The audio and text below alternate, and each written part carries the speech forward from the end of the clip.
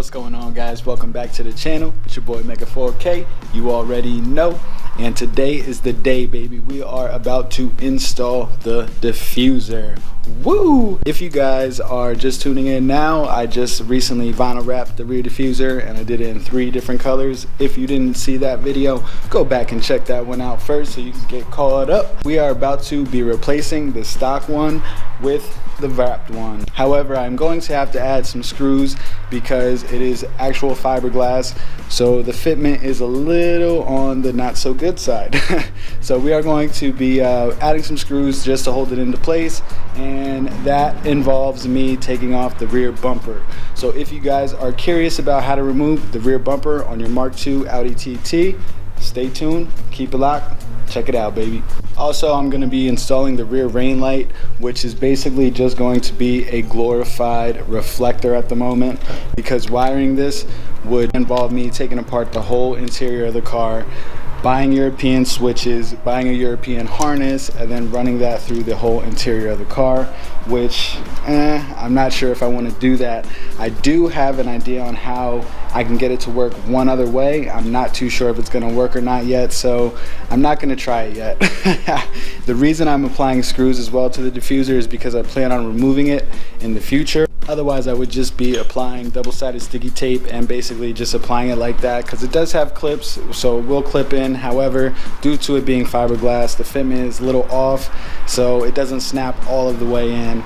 You snap one side in, the other side pops out about 1/2 of an inch, so it's not going to be like it's much stress on the actual bumper. So we're just going to throw some screws in it and call it a day. I'm going to get to work. You guys are going to tag along and learn something new.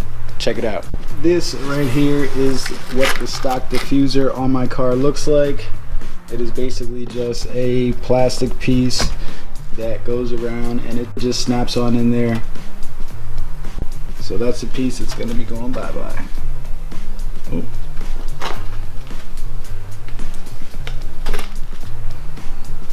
Alright guys, so step number 1 is to remove this diffuser. And to remove this diffuser, it may be a little scary for you guys, but you are just going to rip it off. What I mean by that is you're going to grab it and you're just going to rip it off. Just give it a nice little tug. Boom. All the way around, and boom, there it goes, guys. Just like that, it comes on off. Has clips all around the top, and you're just going around and popping those off. So I'm going to show you guys what I had to do as far as modification goes to the stock bumper to get the new diffuser to be able to work.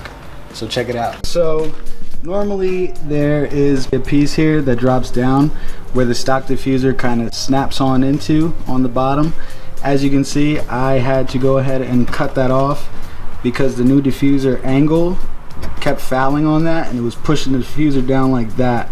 So I just chopped them on off. Yes, I did, with tin snips. I don't know, there may be a better way to cut it off, maybe with like a wheel or something, but I don't have air tools, so I used tin snips. If this was OE fitment, you would be able to just snap these clips right back on in here and boom, your new diffuser would be installed. However, I need to install the actual rain light, which goes into this little cutout here, which I'll zoom in and show you guys now. So that little cutout in the actual bumper is for the rain light, which it was hidden by the previous diffuser, so a lot of people didn't even know it was there. This is the rain light, which I said I was having wiring issues with and I would need to buy all the European stuff to make it work. So it slides up through the back like so, and that's where it rests. There's actually a little clippy on it that slides on through these little rectangles on the bottom of the bumper.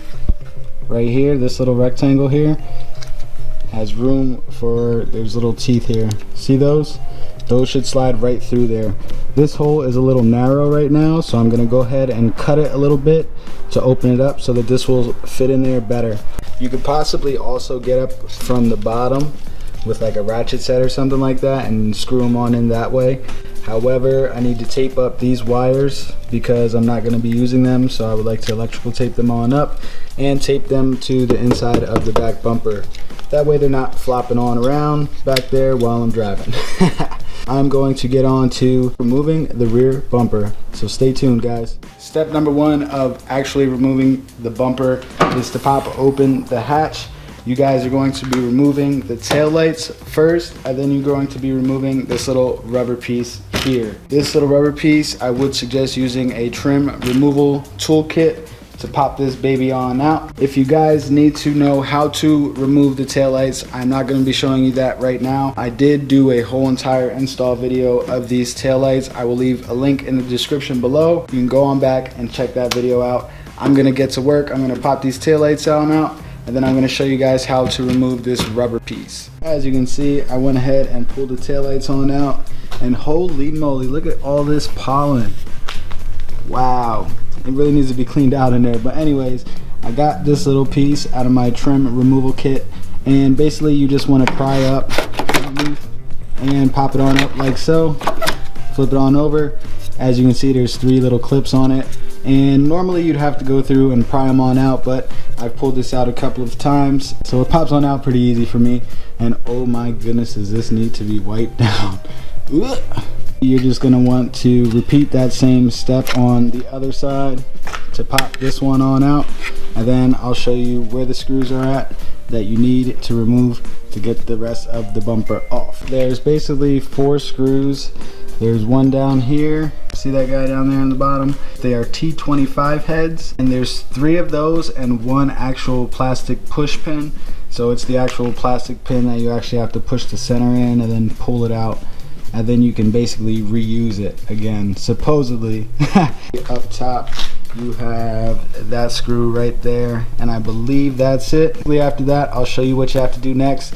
You don't want to just rip the bumper off, because you have these little parking sensors all along the back bumper that need to be unplugged as well. So don't go ahead and rip the bumper off, because you may damage those wires. So I went ahead and removed those screws, and this is the plastic push pin I was talking to you guys about. To remove this, you just press in the center. Pick one of these tools up because it works wonders. This was in my trim removal kit. See, that's what I used to get around this piece to pop it on out. It made the job very easy. So yes, I would definitely suggest getting that tool right there. So I went ahead and removed the other screws on this side of the car in the rear wheel. Now I'm going to remove this bolt and this one, which they are all T25s thus far, which is a good thing. So I'm going to go ahead and remove those 2, and I believe there are 2 more underneath, and then I will show you the trick to pull this side off. So I'm going to go ahead, go underneath, and I'll show you guys where those 2 screws are, if they are there or not. They should be, but as you guys remember from my front bumper removal, I was missing a bunch of screws, so we shall see. Fingers crossed. From the outside, come on underneath, and boom, there it is.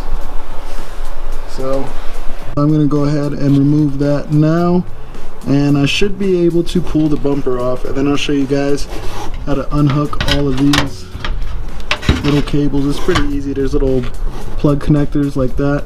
You're just going to want to disconnect all of those before you go ahead and remove the bumper. So without further ado, I'm going to go ahead and pull all those clips off and undo those bolts and basically pull the whole bumper off, and then I will be back. Grab it by here, and you're going to pull it straight out, and that's going to release this part of it, and then you're going to go ahead and keep on pulling, baby. Up here to get these ones out, you just want to keep pulling upward and then pushing back towards the back of the car.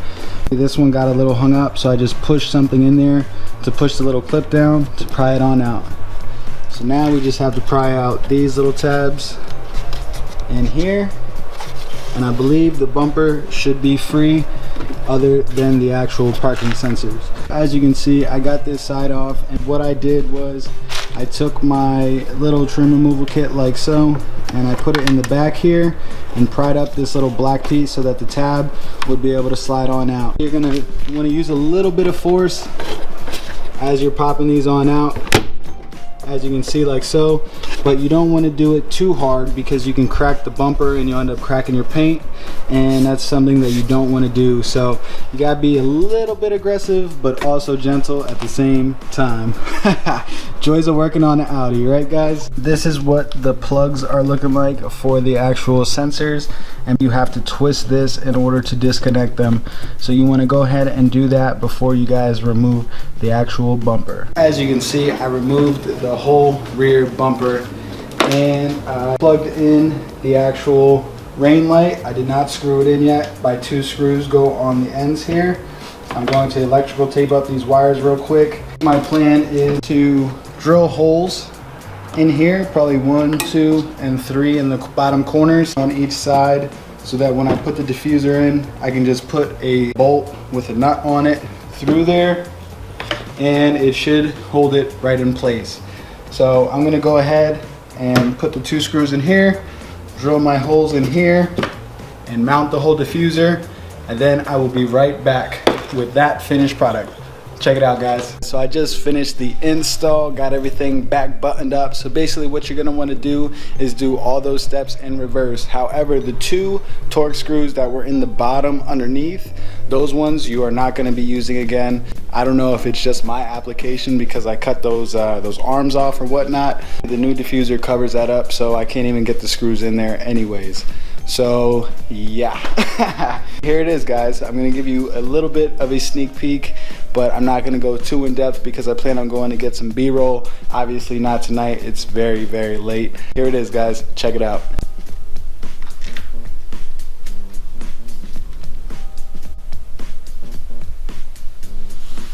We got the reflector. The rear rain light is actually buttoned in there, and that's what it's looking like, guys. The whole back end just got a facelift. Look at that. Oh, it looks so good. I don't know if the red will pop up on camera, but it's so bright.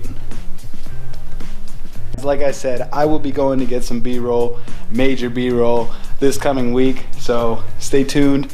It'll be a couple of seconds for you, but a couple of days for me. So see you then.